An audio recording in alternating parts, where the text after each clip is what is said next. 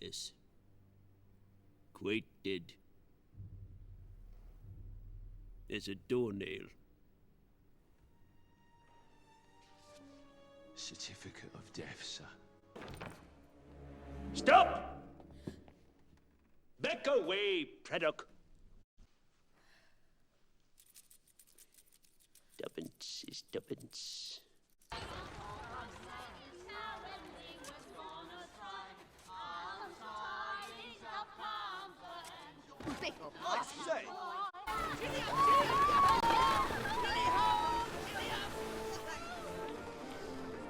Delinquents.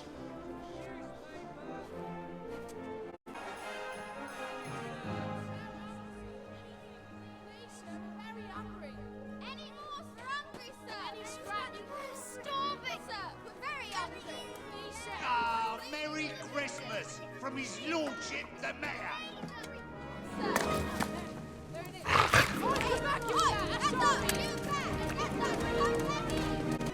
There you are, sir. Fresh young chestnuts, roasted. Oh, this one, huh? That's a nice fresh eel. Here is the Father, the Son, and the Holy Ghost. Get lost. And under which one is the P? Boom, boom, boom, boom, boom. Get out of it. There we are. Just now. Merry Christmas, Uncle. God save you. Bah, humbug. Christmas humbug? Uncle, you don't mean that. Merry Christmas. What reason have you to be merry? You're poor enough. What right have you to be so dismal? You're rich enough. Humbug! Don't be cross, Uncle. What else can I be when I live in such a world of fools as this? Merry Christmas. What's Christmas time to you but a time for paying bills without money? A time for finding yourself a year older and not a penny richer. If I could work my will, every idiot who goes about with Merry Christmas on his lips should be boiled in his own pudding and buried with a stake of holly through his heart. Uncle! Nephew!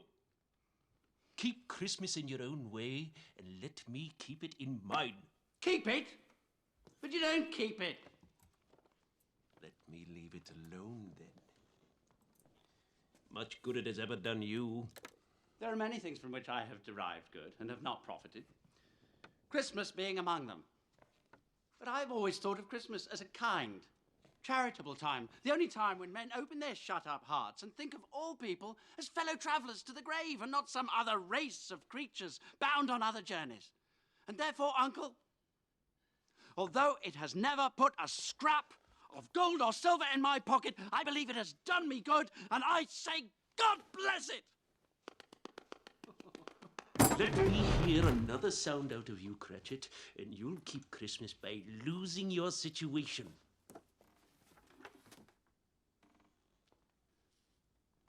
You're quite a powerful speaker, sir.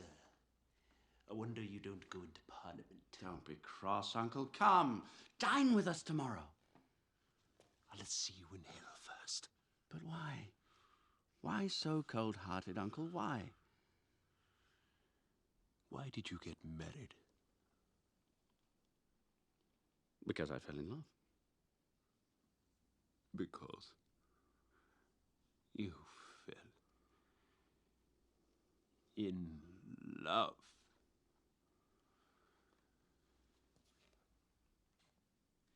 Good afternoon.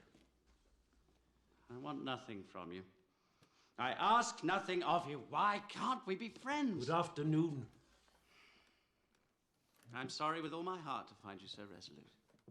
But I've made the trial in homage to Christmas, and therefore, Merry Christmas, Uncle! Good afternoon. And a Happy New Year! Good afternoon. And a very Merry Christmas to you too, Mr. Cratchit. Merry Christmas to you, sir. Another one. A clerk making 15 shillings a week. And with a wife and family. Talking about a Merry Christmas. Retired to Bedlam. Ah, good afternoon. Scrooge and Marley's, I believe. Have I the pleasure of addressing Mr. Scrooge or Mr. Marley? Mr. Marley has been dead these 7 years. He died 7 years ago. This very night. Oh. Well, we have no doubt that his generosity is well represented by his surviving partner. At this festive season of the year, Mr. Scrooge, it is more than usually desirable that we should make some slight provision for the poor and the destitute. Many thousands are in want of common comfort, sir. Comfort, sir.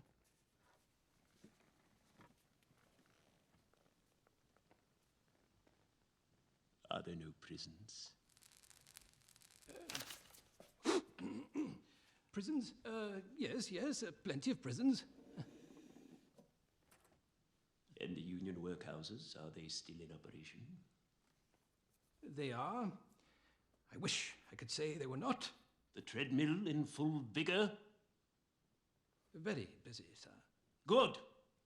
I was afraid something had occurred to stop them in their useful course. Yes, at this festive season, a few of us are endeavoring to raise a fund to buy the poor some meat and drink and means of warmth. What shall we put you down for? Nothing. Oh, you wish to remain anonymous? I wish to be left alone. I don't make merry myself at Christmas, and I can't afford to make idle people merry. I support the establishments I have mentioned, and those who are badly off must go there. Many cannot go there, and, well, frankly, many would rather die. Then they had better do it, and decrease the surplus population. Good afternoon, gentlemen. Good afternoon.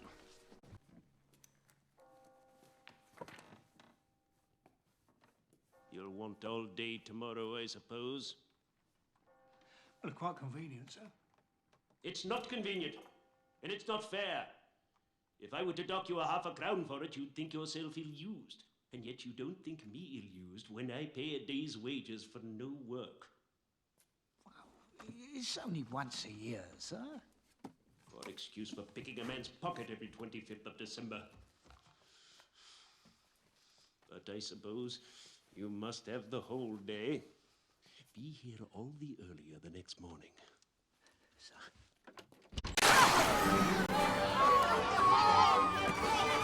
In honor of Christmas Eve! Bugger it! Where are you? Here! Why does everything seem to happen to me? Get away! Get away!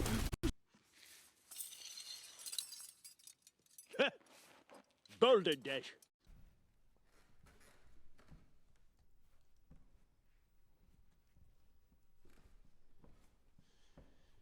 Giving myself the willies. That's what it is. It's all still a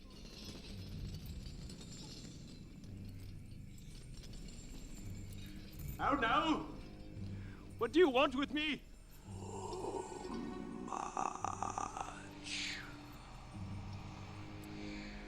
Who are you?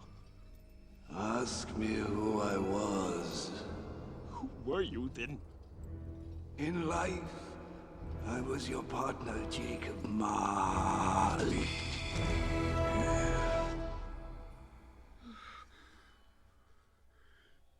Can you sit down? I can. Do it then.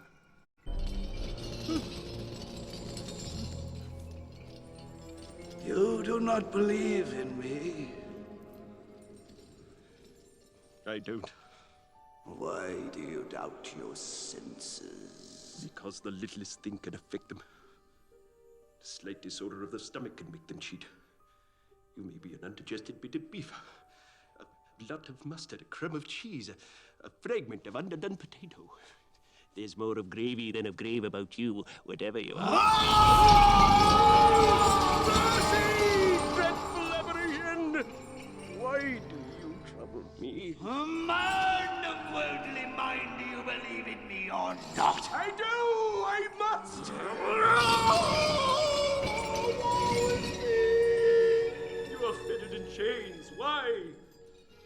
Were the chain I forged in life, I made it link by link and yard by yard. recognize its pattern. Can you imagine the weight and length of the chain you bear? It was as heavy and long as this 7 Christmas Eves ago. Oh, yours is a ponderous chain. Jacob, tell me no more. Speak comfort to me, Jacob. I have none to give. I cannot stay. I cannot linger anywhere. Mark me. In life, my spirit never walked beyond our counting house, never roved beyond the narrow limits of our money-changing hole. Now, endless journeys lie before me. 7 years dead, then traveling all the time. No time, no rest, no peace. You must have covered a lot of ground in 7 years. Oh, I was blind! Blind and could not see my own life squandered and misused. Oh, woe is me! But you were always a good man of business. Mankind was my business. The common welfare was my business. Charity, mercy, forbearance, and benevolence, all my business. Hear me. My time is nearly gone.